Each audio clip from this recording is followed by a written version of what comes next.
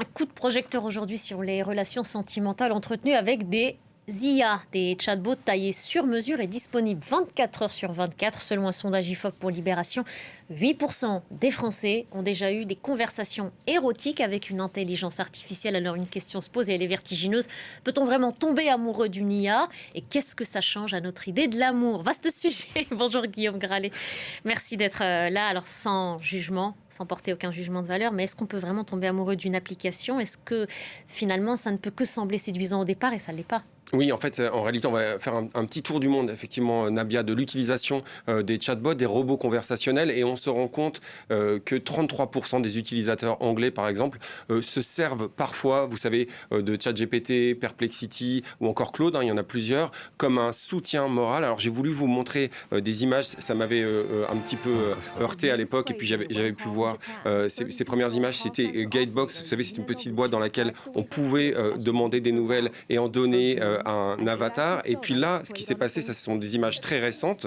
Les premières, c'était il y a 7 ans. Et là, les images très récentes, voilà, c'est réel. C'est celle d'une japonaise qui s'appelle Yurina Noguchi, 32 ans, qui s'est mariée au courant de l'année 2025 avec Lune Klaus Verdure. C'est un compagnon IA qui n'existe, qu'elle a rencontré sur ChatGPT, qui n'existe que dans son cœur. Elle se marie, on voit bien, avec une représentation de son téléphone. Elle a des lunettes parfois pour pouvoir le regarder, pour qu'il ne la quitte jamais. Elle va prendre des photos pour lui.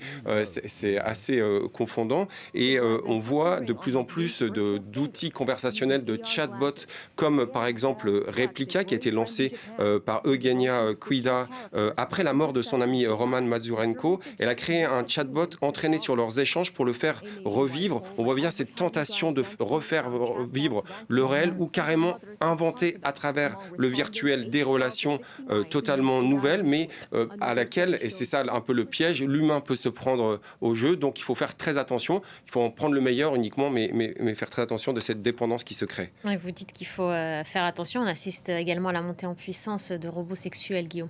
Oui, c'est assez impressionnant lorsqu'on voit les progrès matériels. J'ai encore vu à la dernière édition du CES, vous savez, la grande foire de l'électronique qui a lieu chaque début janvier à Las Vegas. Il y a plusieurs fabricants comme Realbotics, alors, dont on voit une des images. Alors, c'est une journaliste de Vice qui a tenu à s'exprimer avec ce qui pourrait être son pendant en robot animé. Et on voit des robots de plus en plus réalistes. Ça, c'est une entreprise qui a été créée en Californie. Il y en a d'autres qui ont été créés partout aux États-Unis. Il y a même Hightech en Chine, une entreprise qui a été créée à Shenzhen et qui, depuis 2018, fabrique des robots compagnons beaucoup moins chers. Là, on était, pour les premiers modèles, ceux qu'on voit à l'écran, entre 10 et 15 000 $. Là, on va être autour de 2 à 4 000, l'équivalent de 2 à 4 000 $ en Chine pour cibler les hommes célibataires chinois. C'est un gros marché. 46 millions de personnes peuvent être, d'après cette entreprise, séduites par ces robots. Et puis, parfois, ça va un peu trop loin. Au Japon, on a vu le cas de Trotla,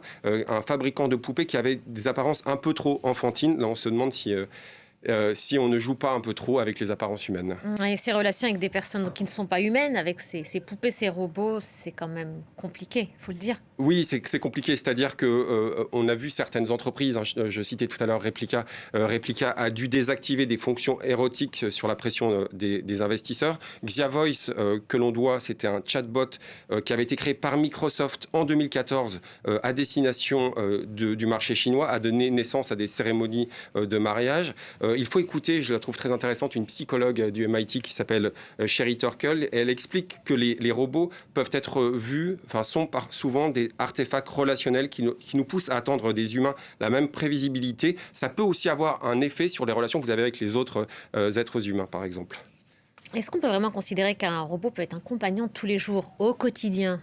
Oui, alors là, moi, j'ai envie de vous conduire à une œuvre qui est disponible. J'ai parlé avec une artiste hier soir qui s'appelle Diane Lodlow, Afro Fucha, et elle a mis en disposition sur YouTube cette fiction où au départ, elle nous montre ce monde absolument rêvé où, a priori, les robots doublés d'assistants relationnels vont vous dire exactement ce que vous voulez entendre, être toujours à l'écoute. C'est la fin des bagarres, explique-t-elle. Mais très vite, elle dit aussi que c'est pas ça le vrai monde, c'est pas ça la vraie vie. Et elle cite aussi le cas de Sewell Setzer. Vous savez, c'est un adolescent qui s'est suicidé aux États-Unis en février 2014 après une relation émotionnelle et sexuelle en fait avec un chatbot de Caractère AI. La mère de cet adolescent a porté plainte contre Caractère et Google. Il y a eu un arrangement qui est très récent. Ça montre à quel point ce sujet est brûlant. Et la FTC américaine, elle enquête sur ces chatbots compagnons depuis septembre 2025 en soulignant des risques essentiellement pour les mineurs très vulnérables. Il faut faire très attention.